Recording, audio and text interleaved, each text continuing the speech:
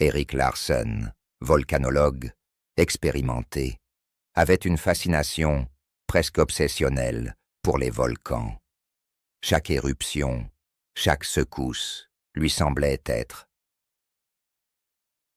un message crypté de la Terre, une invitation à percer les mystères enfouis dans ses entrailles.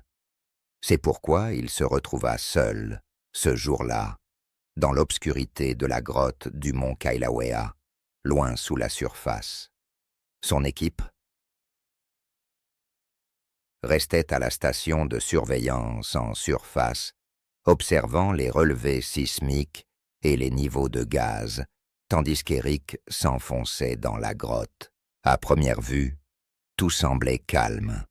Il y avait eu une accalmie des secousses depuis plusieurs jours, et les instruments indiquaient une activité sismique faible. Erik collectait patiemment les échantillons de roches et mesurait les concentrations de gaz. Mais alors qu'il ajustait ses capteurs le long d'une paroi, une vibration anormale se fit sentir sous ses pieds. Elle se transforma rapidement en un tremblement de terre d'une puissance colossale. Le sol se mit à rugir, le plafond se fendit, laissant tomber des morceaux de basalte. Erik n'eut que quelques secondes pour se retourner et se protéger sous une saillie rocheuse. L'effondrement de la seule sortie connue se produisit dans un vacarme assourdissant. Une énorme masse de roches obstrua complètement l'ouverture par laquelle il était descendu. Tout se passa en une fraction de seconde. Le souffle court, le cœur battant à tout rompre. Erik réalisa l'ampleur de son désastre. Il était prisonnier d'une grotte au cœur d'un volcan actif. Il essaya d'activer sa radio, mais elle ne renvoya que des grésillements inquiétants. Le signal ne passait plus. Il hurla dans le microphone, espérant que ses collègues capteraient sa voix. En vain, le silence oppressant du ventre de la terre se referma sur lui. Puis, un bruit strident envahit l'espace, un sifflement aigu émanant des fissures récemment ouvertes.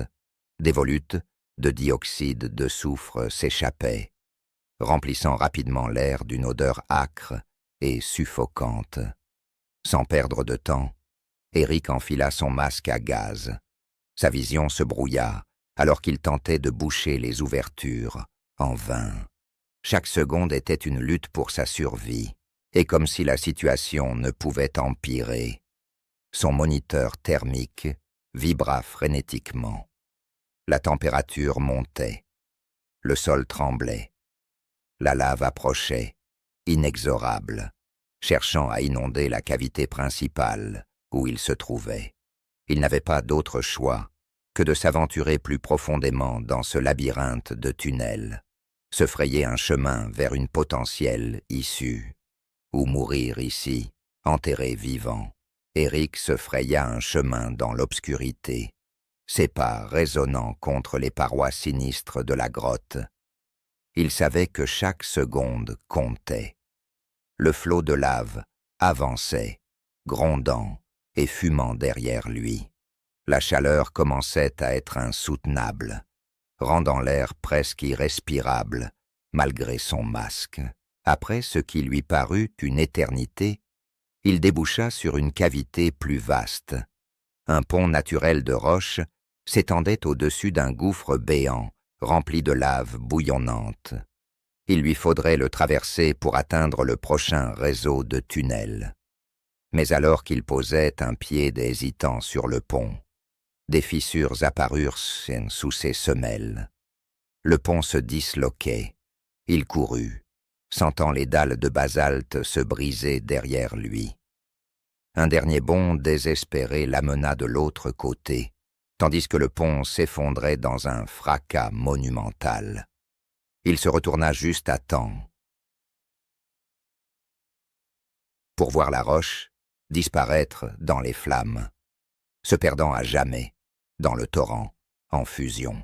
La victoire fut de courte durée. Une poche de gaz explosa à proximité, envoyant des débris incandescents dans toutes les directions. Eric plongea pour se mettre à couvert, mais un morceau brûlant le frappa au bras, traversant sa combinaison protectrice. La douleur fut immédiate, intense. Sa peau brûlait sous le tissu. Tremblant, il arracha sa manche pour évaluer la blessure. C'était superficiel, mais la douleur lui fit tourner la tête. Il devait continuer. Quelques tunnels plus loin, une lumière apparut. Un mince filet de clarté, peut-être une ouverture vers la surface. L'espoir le poussa à courir, mais une coulée de lave s'engouffra soudainement dans le tunnel, bloquant complètement son passage. Le chemin fut noyé sous une mer rougeoyante. La chaleur le forçait à battre en retraite. Encore un faux espoir brisé. Encore une mort évitée de justesse. Les minutes devinrent des heures. Eric, exténué, trébucha dans une cavité plus basse. Son sac à dos se détacha et resta suspendu sur une stalactite. Il tenta de grimper, mais une nouvelle secousse le força à reculer. Le sac tomba dans un gouffre et disparut à jamais. Sa radio, son eau, ses rations, tout était perdu. Une vague de désespoir l'envahit. Sans eau, il ne survivrait pas longtemps. Il poursuivit néanmoins sa marche, ses pas devenant hésitants et erratiques. La déshydratation s'installa. Ses lèvres étaient sèches et craquelées, ses muscles douloureux et son esprit embrouillé. Les hallucinations commencèrent. Des murmures semblaient l'appeler, des échos éthérés de voix qui n'existaient pas. Il secoua la tête, tentant de reprendre ses esprits. Au détour d'un virage, il tomba sur un petit lac souterrain. L'eau était claire, brillante sous les reflets de la roche. Une odeur chimique émanait cependant de la surface. Eric plongea un doigt dans l'eau et le porta à ses lèvres. Un goût amer, empoisonné, envahit sa bouche. L'eau était contaminée par les minéraux du volcan. La boire le tuerait. Il recula, l'âme brisée. Il se remit en route, la lumière de sa lampe faiblissant, ses forces l'abandonnant. Il longea un corridor étroit, les parois s'embrasant soudainement autour de lui. La chaleur devint insupportable. Eric dut ramper pour éviter les flammes qui léchaient son dos. Sa combinaison fondit par endroits, brûlant sa peau. Il hurla, la douleur le rendant presque inconscient. Plus loin, Eric s'avança dans une galerie résonnant de bruits inédits. Un grincement étrange, presque mécanique. Il s'immobilisa, prêtant attention. Un mouvement attira son regard.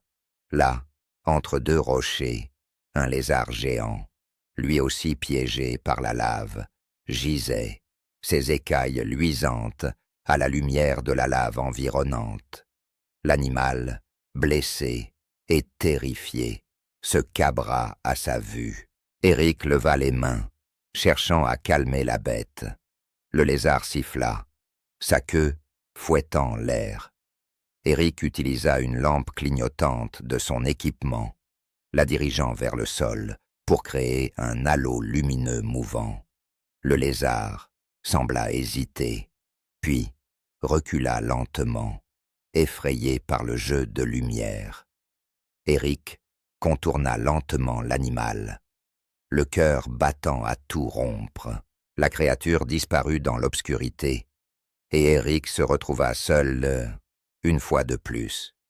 Chaque pas résonnait dans cette prison de pierre et de feu.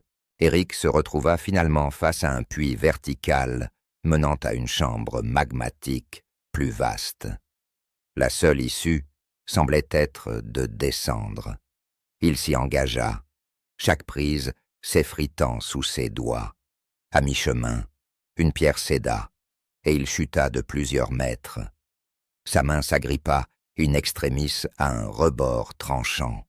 Il hurla de douleur, mais tint bon. Lentement, Douloureusement, il se hissa vers un rebord plus sûr.